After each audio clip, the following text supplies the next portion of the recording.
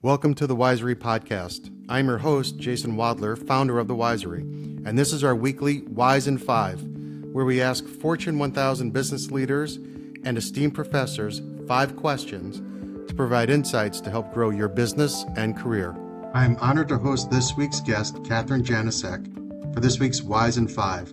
Kathryn is an award-winning media and public speaking trainer who has worked with leaders at some of the largest companies to help them deliver their message with impact. Some of her clients include Oracle, Deloitte, and AbbVie, to name just a few. I know you'll enjoy the wisdom on how to build trust with your internal and external communications that truly drive ROI for your business that Kathryn is about to share. Hi, Kathryn. How are you? I'm great. Thanks for having me, Jason. It's my pleasure. Thanks for making time for the Wise in 5. As you know, and people who are watching and listening know, I'm not in my normal element. I'm at Indiana University. I teach a class here every week on entrepreneurship. And so I don't have my hat. The hat's back there. I'm wearing a sport coat, so I look a little bit more polished. But I know we're going to have a great conversation, probably even better, because all of this smart, wise juices are flowing here at the university. Great. You look very collegiate today. Well, I appreciate that. Yeah, people will think I'm a fifth-year senior. So Exactly. We called them a super senior in college. I'm a super senior, which I'm called anyway. You know, when I walk down the street, right? That's a super senior. These old. Are you getting the discount already? No. Yeah, I Too did. young. I You're did. too young. It's a whole nother story, a whole nother podcast. Before we dive into the Wise in 5 questions, would you mind sharing a bit about your journey? I know the people who are watching and listening would love to hear more about you. Great. I love hearing people's stories, right? I started out in television. I was in TV for 20 years. I led television programs. I was the VP of news at a network. And then 12 years ago, the company. Honestly, this is a good founder story. I was laid off. A network was going down and I was laid off from my job. And I started a company because I found myself saying, you know what, how can I loved what I saw that was good in the media when it came to people in their messaging, et cetera. But I also saw a lot of CEOs, people who manage brands, right, do it not so great on television. Mm-hmm. So I started the company with media training. We help people with whether they're going to be on 60 Minutes, MSNBC, Bloomberg News, give the messaging of their company, sell more stuff, right? Attract people to their company, whatever it is. And then a lot of CEOs said, I really need you to train our entire executive team, our sales team, all of our branch managers across the country to be better at making a bigger impact with anybody that they're speaking to. Make sure that they have that executive presence. Make sure that they captivate audiences, be more magnetic, inspirational. So I took that from TV background because honestly, I coached anchors and reporters how to captivate an audience for 30 seconds more, another minute, keep them through the commercial break. And that's what I teach Fortune 500 leaders to do now.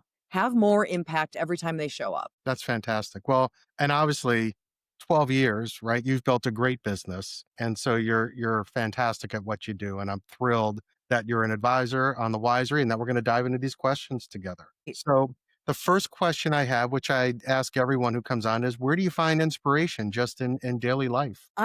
I'm really fortunate that I get to talk to some of the smartest people on a daily basis. I'm sitting here, on Zoom or I fly into companies and I get to sit down with CEOs of Fortune 500 companies, their executive teams, the CFOs, the head of HR, the COOs, their sales teams, whoever it is. And also, I advise a lot of companies who are at the 30 million mark or 100 million mark, the founders.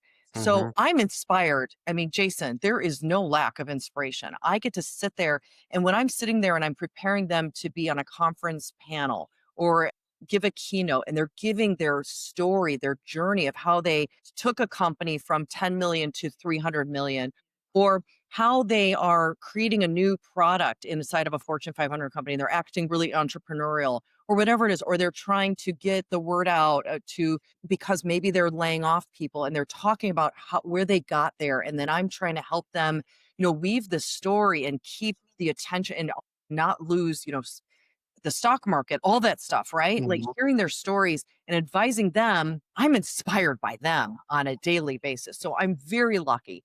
I'm I'll say something personal too. I'm an older mom. I'm going to be 50 next year and I have a 6-year-old and I'm realizing I have a brand new source of inspiration.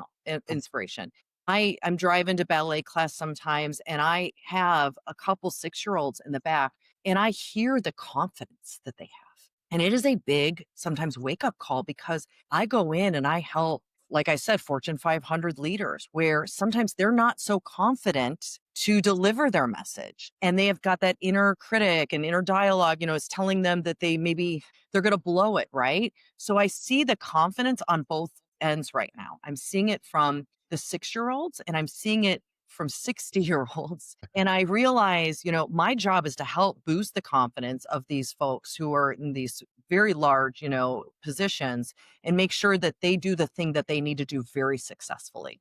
And then I'm also seeing, wow, we've somehow lose our confidence, right? So it's really neat. I'm trying to keep the confidence in a 6-year-old and see how long I can keep her confident. And also, I am the consultant, the one-on-one coach for a lot of people to help get their confidence back.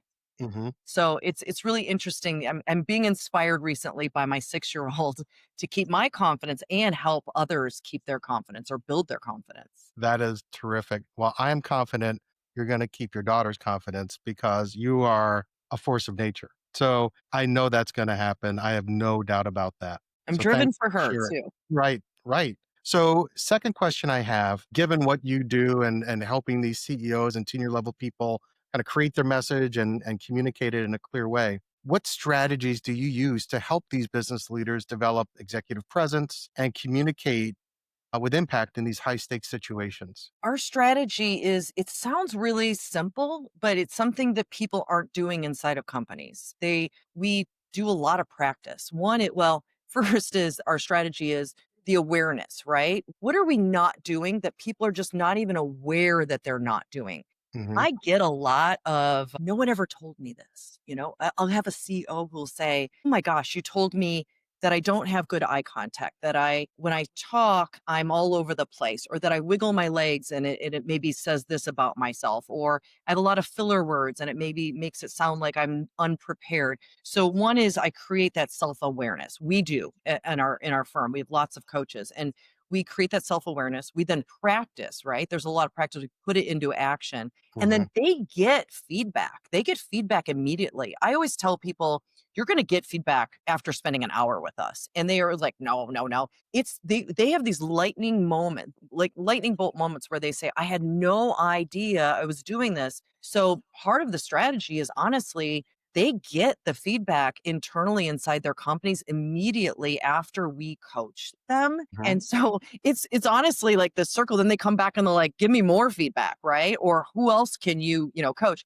So it's putting being self-aware, putting it into practice, and then getting that feedback, hearing the results. So knowing, oh, this is working, it's Hmm. reflection back to them. They also reflect, they go, wow, I could have been working on this years ago too. But that's really the strategy is, awareness, practice, and then getting that feedback and then keep doing it, right? It's a Yep, that circle. makes total sense. And I would think it's a challenge of just self awareness for a lot of people, not knowing what that roadmap is that you help them. Yeah, yeah.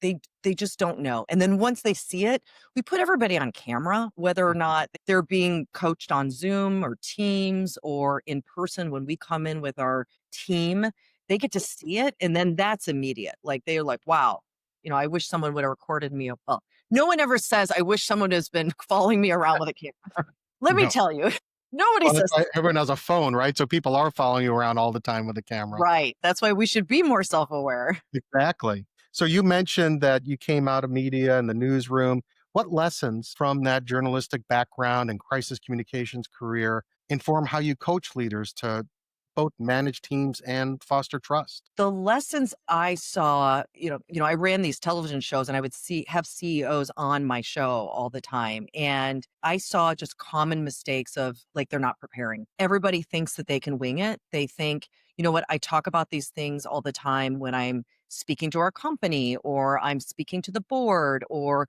when I'm landing a big customer and they're not preparing for the media, they're not preparing for a speech. Like there's a very specific way, there's a specific way we speak in a soundbite for the media. There's a specific way we captivate the attention of an audience. Every one of these different audiences, whether it's live or taped or a podcast or it's a panel, it's a very different way we answer questions, and our Mhm. body language is different, our vocal delivery is very different. And so it's people just not preparing. They're winging it.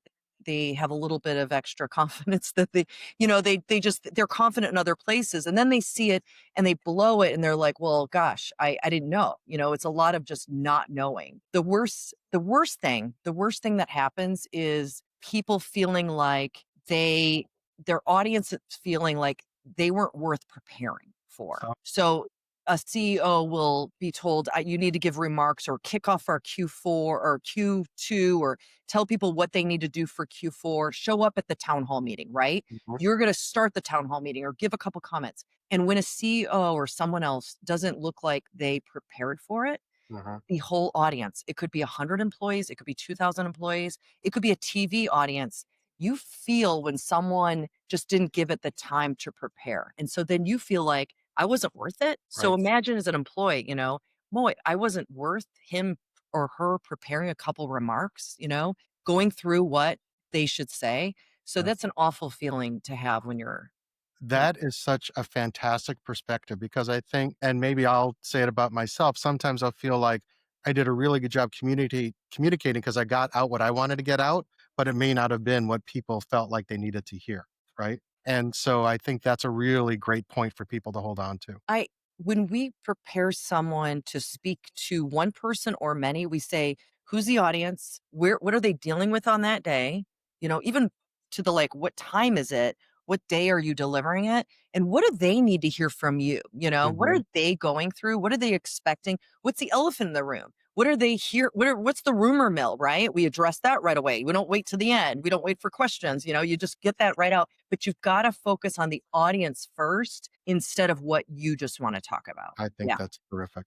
So, and this next question, we may have answered it, but I'm going to ask it. So, what common mistakes do business executives make when communicating in public, and what are your tips for avoiding them? So, I think what we just talked about is really good.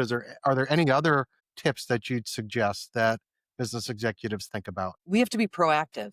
We got to have a Mhm. plan. There's going to be a crisis. It could be a layoff. It could be somebody, gosh, could be a shooting. It could be a lot of things. We coach universities. We coach a lot of, school shootings, right? A crisis is going to happen, whether it's small or large on the grand scale of things. I'm It at is the university now. That kind of concerned me. not going to happen where you Okay, are. thank you. But a crisis is going to happen inside of a Yeah, company. that's true. And someone has to be trained to talk. And then the entire organization needs to know what the plan is. Like, what do we say? What do we don't say? What is the exact messaging? In my life before starting a company, I was the spokesperson for a major law enforcement agency. And there was Mm, a major crisis. The 35W bridge collapse in the Mississippi River. And I saw it firsthand where they weren't ready. I was brand new on the job. I was 3 months in, and there was no spokesperson was not trained. There was no backup communications person. So when, there was me, right? There was no plan B, plan C. The sheriff wasn't trained and ready for that to communicate with the media, to communicate with the community and let them know that everybody was safe, that this wasn't terrorism. This was infrastructure. Like, how often do we communicate? So we just need a plan. There has to be a plan, and somebody has to be ready to answer the tough questions and the easy questions and how we're going to answer them to make mhm. sure that people get the messaging that we want out, right? That's Not right. what they're just going to grab onto. Yeah, terrific. We are actually at the last question, Catherine. I mean, you're doing an amazing job, no surprise. So, what's the most important lesson you've learned from handling crisis situations that business leaders should know today? The biggest one is from handling crisis situations is that you need to have a plan. Like plan for the worst, right? Plan for the worst. I know you want to make an impact. You want to make every single leader wants to make a very large impact in the world. And we're so focused on the day to day and growing our growing our revenue, growing whatever it is, even all of that stuff, right? But just make sure you plan also for crisis Yeah. or, plan for the worst. Make sure you have your ducks in the row and because you want to make sure to keep your top performers there. And when crisis happens, sometimes people leave, right? We want to make Mhm. sure we keep that, we keep investors happy, we keep the stock market going well, you keep your stock prices. We've got to keep all that great. So the more you can prepare and plan, the better for these kinds of things, for good and the bad, right? Right. Got to Absolutely. prepare. Right. You don't want potentially a small issue to become a huge issue because you let other people fill in the gaps of what's happening versus you're taking control of it. Yeah, and you know what I'm seeing, Jason, and you see this too, is a lot of people are really excited about things like their town hall meetings and just basic things, right? And creating videos for their employees. And then they just throw their team out there, but they don't get them ready for Mhm. delivering on this, right? Delivering to a team on video. They are very good. And I'm seeing videos of really great CEOs, really great salespeople, and they're awesome in person, but they're not preparing them for delivering with a microphone and delivering sitting down with a CEO and having one of those like fireside chats. They're not preparing for something that seems basic to someone like me, to someone like you, Jason, but it is not easy for the majority of leaders. And we're hearing a lot of people go like, if they're in leadership, they should already know how to do that. And I'm going to tell you right now, that is not something a lot of companies prepare leaders for, to perform like this, like a spokesperson. And so Mhm. we should not assume that your leadership is ready to be a great spokesperson. And that is something that the best companies are preparing their leaders for. Okay. This is not something you're born doing well. Right. And it makes total sense because, some may look at it as a cost, but it's really investment. And I bet you can draw a straight line from people who can deliver a message well and what it does to their stock price, what it does to their growth, what it does to their employee retention. People want to work at the company versus people who don't do a good job. Presentation skills is now the number one skill that CEOs need to have. And everybody knows that. That is absolutely the number one. I love it. Great. Well, that was our last question, but I do have a bonus question. And Kathryn, no surprise, you passed with flying colors. The bonus question: what questions or advice should our business leaders ask you as they engage with you on the Wisery? Great question. And I'm excited to engage with more people on the Wisery. I'm excited. One is, I know every leader who comes to us wants to make a bigger impact. So how do you do that, right? How do you stand out with your messaging? How do you stand out on LinkedIn? Those are things that we can easily solve. I can easily solve. Messaging, how should you be talking about your company? What's going to sound right to the media, to at a conference, an industry panel, or if you're out there talking to the biggest client you've ever talked to, what is going to make you sound like, what is going to make you differentiated? Hmm. How to also mentor and coach your executive team and your sales team on how to communicate to land more business. There are words that we teach that are costing you business, that are making your company sound like the prices should be lower, right? And you don't even know that. Like a lot of people don't know that. And just how to come to me to talk about like how to captivate any audience and how to make sure that you dominate any media interview. I can't wait to help, pour into these business leaders. I'm excited. I'm excited to be a part of the Wisery. Well, thank you. And I'm excited too. And I believe what you do, you can, like I mentioned before, you can draw a straight line. There's an immediate impact that you can show by just spending a little bit of time with you to help coach on those words, on the platform you create, on the way you communicate to make sure that the message truly lands the way you want it to land. That's what we've been told by $20 billion companies and $60 billion companies. There is a direct line. Absolutely, Jason. Yes. Well, Yes. Kathryn, I can't thank you enough for making the time for the Wise and Five, for being an amazing advisor on the Wisery. I'm honored to have you as part of it. So thank you. I'm excited to be a part of it. I'm excited to know you. You're a great person. So this is, Well, I truly appreciate that. Back at you. So thank you. Have a wonderful rest of the day. thank you. You too. Thank you for tuning into this week's Wise and Five. Visit thewisery.com to learn more about Kathryn and book time with her or any one of our acclaimed advisors, only at the Wisery.